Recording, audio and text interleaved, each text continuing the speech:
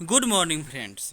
आज हम लोग रसायन विज्ञान यानी केमिस्ट्री से संबंधित कुछ महत्वपूर्ण वैसे क्वेश्चन देखेंगे जो बार बार एग्जाम में आते हैं, और इस आधार पर हम लोग को एक आधा बेस मिल जाएगा कि किस तरह से पढ़ा जाए कि आगे आने वाले जो एग्ज़ाम हैं, बिहार एसआई का एग्ज़ाम हो या बीपीएससी का एग्ज़ाम हो या बीएससी का कोई भी एग्ज़ाम हो, उसमें विज्ञान के किस तरह से क्वेश्चन आते हैं उसी आधार पर हम लोग पढ़ेंगे।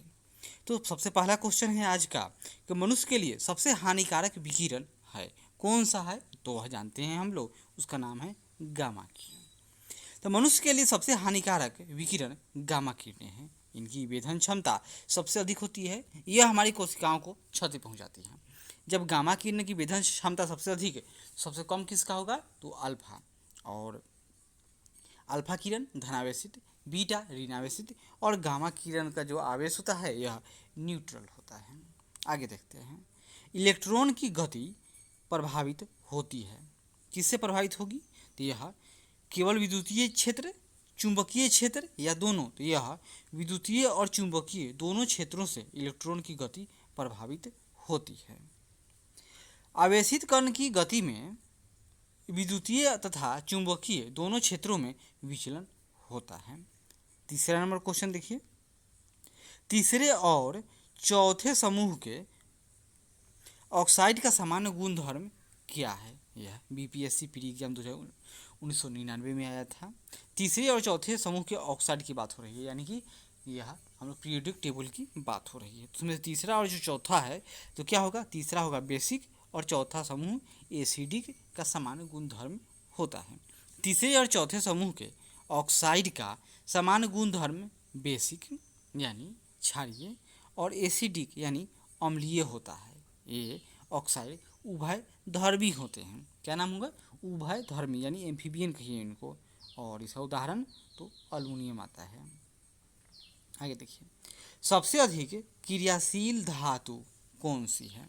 सबसे अधिक क्रियाशील धातु याद कीजिए पोटेशियम। सबसे अधिक क्रियाशील धातु पोटेशियम है। धातुओं की क्रियाशीलता अवरोही क्रम में से, मतलब सबसे अधिक क्रियाशील पोटेशियम, इसका सिंबल के है।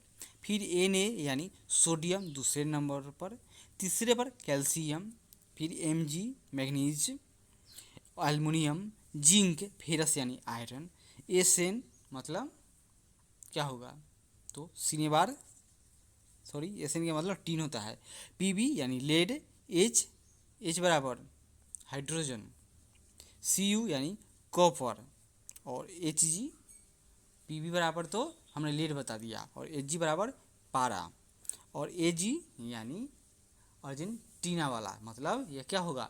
तो यह, और Au, तो Ag बराबर चांदी और Au बराबर गोल्ड होता है। तो सबसे कम क्रियाशील धातु सोना और सबसे अधिक क्रियाशील धातु पोटास यानी पोटेशियम होता है। स्वर्णकारों द्वारा प्रयोग में आने वाला एक्वा रेजिया यानी जिसको क्या कहा गया? अम्ल राज, निम्नलिखित को मिलाकर बनाया जाता है। तो यह यहाँ देखिए, यह यूपीपीसीएस एम 2014 में पूछा गया था, जिस समय मेन का एग्जाम ऑब्जेक्टिव टाइप होता था, लेकिन अब तो सब्जेक्टिव होता है। तो यह नाइट्रिक अम्ल तथा हाइड्रोक्लोरिक अम्ल यानी HCl के मिलाने से बनता है। क्या नाम उसका? एक्वा रेजिया यानी अम्ल राज इसको कहते हैं। एक्वा रेजिया यानी अम्ल राज में 3 भाग सांद्र हाइड्रोक्लोरिक अम्ल एवं 1 भाग सांद्र नाइट्रिक अम्ल का मिश्रण होता है। इसमें गोल्ड एवं प्लेटिनम घुल जाते हैं। तभी जब स्वर्णकार के पास जाइएगा कोई भी आभूषण लेकर, तो पहले वो उसको कहेगा कि गंदा है, इसको धोएंगे, और धोने के क्रम में क्या करता है? उसी में डाल देता है, और डालने के बाद जिससे वह कुछ सोने का जो अंश है वो उस विलयन में घुल जाता है, जिससे स्वर्णकार को मुनाफा होगा। छठा देखिए, फोटोग्राफी में कौन सा अम्ल प्रयोग किया जाता है? तो फोटोग्राफी में ऑक्जेलिक अम्ल का प्रयोग होता है। किसका? ऑक्जेलिक अम्ल का प्रयोग होता है। ऑक्जेलिक अम्ल का उपयोग फोटोग्राफी में फेरस ऑक्जेलेट, इसका नाम है, के रूप में होता है। क्या नाम है उसका? फेरस ऑक्जेलेट के रूप में। स्याही के धब्बे हटाने में, वह नीली स्याही बनाने में भी होता है। थोड़ी मात्रा में यह मूत्र में भी पाया जाता है। मनुष्य के गुर्दे के में क्या होता है? तो कैल्शियम ऑक्जेलेट जब जमा हो जाता है तो उसको क्या कहते हैं हम लोग? उसको कहते हैं कि पथरी हो गया है। क्या हो गया? पथरी हो गया है के कारण पथरी बन जाता है। यह द्विकार्बोनिक सल्फिक कार्बोक्सिल अम्ल है। इसका प्राकृतिक स्रोत टमाटर, पालक, चने के पत्ते हैं। साइट्रिक अम्ल कहाँ पाया जाता है? साइट्रिक अम्ल आपको खट्टे फलों, नींबू, संतरा आदि में पाया जाता है। वहीं आगे देखिए एसिटिक अम्ल यह सिरका में पाया जाता है। बेंजोइक अम्ल का प्रयोग खाद्य पदार्थों का संरक्षण एवं औषधि निर्माण में होता है। 7वां नंबर क्वेश्चन, अम्लों में से किसको बेकिंग पाउडर के निर्माण में उपयोग में लाया जाता है? तो बेकिंग पाउडर के निर्माण में कौन सा अम्ल निर्माण इस्तेमाल में आएगा? तो उसका नाम है टार्टरिक अम्ल यानी टार्टरिक एसिड। और बेकिंग पाउडर के निर्माण में टार्टरिक अम्ल का प्रयोग किया जाता है। और कॉपर का जो अयस्क है उसका क्या नाम होता है? तो सीने बार। तो यह गलत है, यानी एल्युमिनियम का सही मिलान बॉक्साइड, जिंक कैलेमाइट, आयरन का हेमेटाइट। और पारा का अयस्क उसका नाम क्या होता है? सीने बार। और कॉपर का होता है क्यूपराइट या क्यूप्रस ऑक्साइड। इस बहुत तरह के नाम होते हैं उसका, आगे देखेंगे हम लोग। समुद्री घास निम्नलिखित तत्वों का मुख्य तथा महत्वपूर्ण स्रोत है। तो यह आयोडीन का महत्वपूर्ण स्रोत है। बार बार क्वेश्चन आता है कि ग्वाइटर रोग किसकी कमी से होता है? तो वह आयोडीन की कमी से होता है। और इसका सबसे बड़ा उत्पादक देश कौन सा है? तो याद कीजिए, उसका नाम है चिली। निम्नलिखित में से कौन सा बहुलक जैव निम्नीकृत नहीं किया जा सकता है? मतलब जैव निम्नीकृत नहीं होगा मतलब क्या होगा? वह सिंथेटिक होगा। तो सेलुलोज प्राकृतिक है, स्टार्च यह भी नेचुरल है, प्रोटीन ये सब क्या होंगे? तो इन सब का जैव निम्नीकृत किया जाएगा। लेकिन जो मानव बनाया है जैसे प्लास्टिक यानी पीवीसी, ये प्लास्टिक का ही एक रूप है। यह प्रकृति में इसी तरह अपशिष्ट के रूप में जमा रहेगा और प्रदूषक का कारण बनता है। यहाँ देखिए स्टार्च, प्रोटीन, रुई यानी कपास, ऊन, चमड़ा, रेशम, प्राकृतिक रबर आदि प्राकृतिक बहुलक हैं। रुई सेलुलोज का प्राकृतिक बहुलक है। पीवीसी जैव निम्नीकृत नहीं किया जा सकता क्योंकि यह सूक्ष्म जीवों माइक्रो ऑर्गेनिज्म द्वारा विघटित नहीं होता है। आगे देखिए 11 नंबर क्वेश्चन, निम्नलिखित में सबसे अधिक या सबसे प्रबल ऑक्सीकारक एजेंट यानी उत्प्रेरक या कैटालिस्ट कहिए क्या है? तो उसका नाम है फ्लोरीन। फ्लोरीन आवर्त सारणी का सर्वाधिक विद्युत ऋणात्मक तत्व है। हैलोजन में सबसे अधिक अभिक्रियाशील तत्वों एवं सबसे प्रबल अभिकारक भी यही है। अब जो ऋणात्मक और धनात्मक क्यों होता है? हम लोग जानते हैं कि जो यह क्या है, परमाणु का केंद्र है, इसमें प्रोटॉन और न्यूट्रॉन होगा। इसके बाहर इलेक्ट्रॉन चक्कर काटते रहता है। इलेक्ट्रॉन जो बाहरी कक्षा में यदि वह 2 है या 8 है तो क्या हुआ? वह संतृप्त अवस्था में रहता है। तो प्रत्येक तत्व चाहते हैं कि उनका इलेक्ट्रॉन का जो बाहरी कक्षा है वह 8 के रूप में व्यवस्थित रह जाए। जैसे नियोन गैस है, ऑर्गन है, इन लोग या इन सब में क्या होगा? तो बाहरी कक्षा में 8 इलेक्ट्रॉन उपस्थित रहता है जिसे वो शांत माने जाते हैं। लेकिन वह धनात्मक कौन सा तत्व होगा? जो अपने इलेक्ट्रॉन का त्याग कर दे, यानी जिसके बाहरी कक्षा में 4 से कम जैसे 1, 2, 3 इस तरह के इलेक्ट्रॉन होंगे, उनको 8 पूरा करने के लिए कौन 5, 6, 7 इलेक्ट्रॉन देगा? कोई ना देगा। इसलिए वो क्या करेंगे? वो दाता कहे जाते हैं। अतः वो जो दे देगा तो वह पॉजिटिव हो जाएगा। इसी तरह किसी के कक्षा में लास्ट वाले अंतिम कक्षा में 7 इलेक्ट्रॉन है, 6 है, 5 है, तब क्या होगा? तब वह चाहेगा कि किसी से ले लें क्योंकि अधिक उसके पास है, अतः वह ऋणात्मक हो जाता है। तो क्या क्वेश्चन था? सबसे अधिक ऋणात्मक कौन सा है इसमें? तो सबसे अधिक उत्प्रेरक यानी प्रबल ऑक्सीकारक एजेंट, तो उसका नाम क्या है? फ्लोरीन। क्यों? क्योंकि इसके बाहरी कक्षा में क्या होगा? 7 इलेक्ट्रॉन होगा, अतः इसको एक तो कोई भी दे देगा, तो किसी से यह साठ-गांठ कर लेगा और उसको क्या कर तो उसका ऑक्सीकारक या कैटालिस्ट का काम करना शुरू कर देगा। आगे बढ़ते हैं। निम्नलिखित में से कौन सा बहुलक बुलेट प्रूफ वस्त्र बनाने में उपयोग में लाया जाता है? तो बहुलक जो बुलेट प्रूफ वस्त्र बनाने में उपयोग में लाया जाता है उसका नाम है पॉलीएमाइड। क्या नाम है? पॉलीएमाइड। पॉलीएमाइड श्रेणी का बहुलक पॉलीपैराफेनिलीन टेरेफ्थैलेमाइड का उपयोग बुलेट प्रूफ जैकेट बनाने में किया जाता है। इसका ब्रांड नाम क्या है? केवलर है। यह एक संश्लेषित रेशा होता है। आगे बढ़ते हैं। निम्नलिखित में से कौन सा बहुलक बुलेट प्रूफ खिड़की बनाने में उपयोग में लाया जाता है? उसका नाम क्या होता है? पॉलीकार्बोनेट। बुलेट प्रूफ खिड़की यानी कांच बनाने में पॉलीकार्बोनेट का प्रयोग किया जाता है। आगे बढ़ते हैं। फोटोग्राफी में स्थिर करने के रूप में प्रयुक्त होने वाला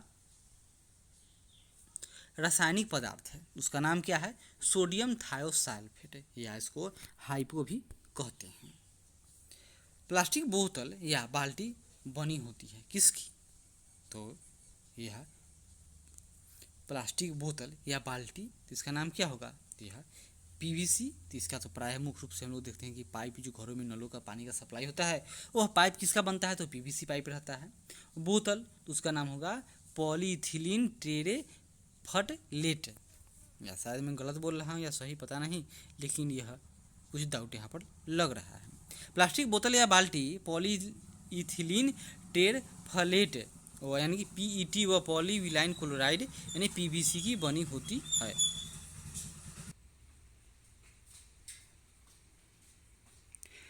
निम्नलिखित में से किस में चतुष्फलकीय संरचना नहीं होती है? तो किस में चतुष्फलकीय संरचना नहीं है यानी बाकी सब में होगा? तो हीरा, अमोनिया, मीथेन में होता है, लेकिन ग्रेफाइट में चतुष्फलकीय संरचना नहीं होती है। ग्रेफाइट की संरचना षटफलकीय यानी हेक्सागोनल षटफलकीय होती है, जबकि हीरा, अमोनिया तथा कार्बन की संरचना चतुष्फलकीय होती है। प्लास्टर ऑफ पेरिस का रासायनिक सूत्र क्या है या रासायनिक रूप से इसको क्या कहते हैं? तो प्लास्टर ऑफ पेरिस को क्या कहा जाता है? यह कैल्शियम सल्फेट है रासायनिक रूप से। प्लास्टर ऑफ पेरिस का रासायनिक सूत्र नहीं, यह रासायनिक रूप से कैल्शियम सल्फेट होता है। इसे कैल्शियम सल्फेट हेमीहाइड्रेट कहते हैं। इसका उपयोग प्लास्टर चढ़ाने एवं मूर्तियों के निर्माण में होता है। और प्लास्टर ऑफ पेरिस का रासायनिक सूत्र कमेंट कीजिएगा। नीला थोथा यानी ब्लू बिट्रोल का रासायनिक सूत्र है। तो नीला थोथा का रासायनिक सूत्र क्या होता है? तो इसका नाम है CuSO4 5H2O। CuSO4 5H2O यह नीला थोथा का रासायनिक सूत्र है। 19 नंबर, पॉलीथीन की थैलियों को नष्ट नहीं किया जा सकता है क्योंकि ये तो प्लास्टिक है, नॉर्मल सी बात है। यहाँ देखिए, न टूटने वाले अणुओं से इसका निर्माण होता है। हाइड्रोजन कार्बन विजन 2025 से संबंधित था, किससे? तो इसका संबंध था पेट्रोलियम उत्पाद के भंडार से। नीला थोथा का रक्त हो चुका है। आगे देखिए, अमोनिया क्लोराइड का घोल है। तो अमोनिया क्लोराइड का घोल है क्या है? तो यह अम्लीय यानी एसिडिक होता है। निम्न गैस मिश्रणों में से कौन सा वेल्डिंग के लिए प्रयुक्त होता है? तो वेल्डिंग के लिए किसका प्रयोग होगा? तो ऑक्सीजन एवं एसीटिलीन का प्रयोग होता है। खदानों में अधिकांश विस्फोट होते हैं, क्यों? क्योंकि खदानों में हवा यानी ऑक्सीजन और ऑक्सीजन का संयोग किससे हो जाता है? तो मीथेन से, जिससे मीथेन क्या है? तो यह ज्वलनकारी गैस है और ऑक्सीजन सहायक है, अतः उसमें आग पकड़ लेता है। निम्नलिखित में से कौन एक अणु परमाणु के कण नहीं है? हम लोग जानते हैं परमाणु के कौन कौन? तो न्यूट्रॉन, प्रोटॉन, इलेक्ट्रॉन, लेकिन ड्यूट्रॉन नहीं होता है। सभी जैव यौगिकों का अनिवार्य मूल तत्व है। तो जितने भी जैव यौगिक हैं उनका अनिवार्य मूल तत्व क्या है? तो कार्बन है। निम्नलिखित नोबेल गैसों में से कौन सी वायु में नहीं पाई जाती है? सब नोबेल गैस है, लेकिन बार बार एक क्वेश्चन आता है रेडॉन, यह प्रकृति में नहीं पाया जाता है। निम्नलिखित में विश्व में कौन सर्वाधिक पाया जाने वाला तत्व है? तो सर्वाधिक पाया जाने वाला जो तत्व है यह पूरे ब्रह्मांड की बात हो रही है, तो अब कौन होगा? हाइड्रोजन। पृथ्वी पर सबसे अधिक तो ऑक्सीजन, और धातु तो प्रॉपर्टी पर एल्युमिनियम, और अगर पूरा पृथ्वी में पूछ दिया जाए तो उसका नाम होता है, या कोर में कहिए तो आयरन। यसद लेपन यानी गल्वेनाइजेशन क्या है? तो यह लोहे पर जस्ता चढ़ाने की प्रक्रिया को गल्वेनाइजेशन कहते हैं। ब्लीचिंग पाउडर का रासायनिक नाम क्या होता है? तो ब्लीचिंग पाउडर तो तो इसका रासायनिक नाम तो कैल्शियम हाइपोक्लोराइट होता है। क्या नाम है? कैल्शियम हाइपोक्लोराइट होता है। आगे बढ़ते हैं। ब्लीचिंग पाउडर का सूत्र होता है CaOCl2, यानी कैल्शियम हाइपोक्लोराइड CaOCl2 होता है। इसका प्रयोग रोगाणुनाशी के रूप में जल को शुद्ध करने में होता है। रसोई गैस यानी जो घर में प्रयुक्त होने वाला सिलेंडर है उसके अंदर जो गैस होता है वह किसका मिश्रण होता है? तो यह ब्यूटेन और प्रोपेन का मिश्रण होता है। रसोई गैस के रूप में एलपीजी का प्रयोग जो ब्यूटेन और प्रोपेन का मिश्रण है। अशुद्धियों के कारण द्रव का क्वथनांक क्या होगा? तो बढ़ जाएगा। और अश्रु गैस यानी टीयर गैस जिसका उपयोग पुलिस दंगा या भीड़ प्रदर्शन को शांत करने में करती है, तो उसमें क्या होता है? तो उसमें क्या होगा? अमोनिया होता है जो प्रदर्शनकारियों को रुला देता है। मुख्यतः किसके लिए सीटें संख्या गुणता प्रचाल क्वालिटी के रूप में प्रयुक्त होती है? तो ऑक्टेन संख्या पेट्रोल के लिए, तो सीटें संख्या किसका होगा? तो डीजल से संबंधित है। निम्न में कौन सा जर्मन तत्व जर्मन सिल्वर में उपस्थित नहीं होता है? नाम है जर्मन सिल्वर, लेकिन उसमें सिल्वर नहीं होता है। इसमें से विकल्प में सिल्वर नहीं है, तो उसका मतलब कौन होगा? एल्युमिनियम। जर्मन सिल्वर मिश्र धातु है। यह तांबा, जस्ता और निकेल को मिलाकर बनाई जाती है। बाजार में बिकने वाले सामान्य 18 कैरेट सोने में होता है। क्या होगा? जो 100% सोना होता है वह क्या होगा? तो वह 24 कैरेट का होता है, लेकिन उसका कोई इस्तेमाल नहीं है क्योंकि वह भंगूर होता है। तो जो 18 कैरेट का सोना होगा इसका मतलब क्या समझे हम लोग? तो 75% सोना है और 25% उसमें मिलावट किया गया है। तो यहाँ देखिए 18 भाग सोने तथा 6 भाग अन्य धातुओं के होते हैं। शुद्ध स्वर्ण 24 कैरेट का होता है। आभूषण बनाने में सोने के साथ अन्य धातुएं मिलाई जाती हैं जिससे मजबूती आती है। 18 कैरेट के आभूषण में सोने की प्रतिष्ठा 75% होती है। इसमें 18 भाग सोना और 6 भाग अन्य धातु मिश्रित होती हैं। जर्मन सिल्वर में चांदी का प्रतिशत बता दीजिए। तो जर्मन सिल्वर में चांदी का परसेंट क्या होगा? तो जर्मन सिल्वर में चांदी नहीं होता है, यह याद कर लीजिए, यानी 0%। अब अगले बार मिलेंगे इसी तरह के फिर एक अच्छे जो क्वेश्चन होगा उसी का एक टॉपिक के साथ। तब तक धन्यवाद। आशा करते हैं कि यह प्रयास अच्छा लगे तो जरूर लाइक करें, शेयर करें, कमेंट करें और सब्सक्राइब करें। धन्यवाद।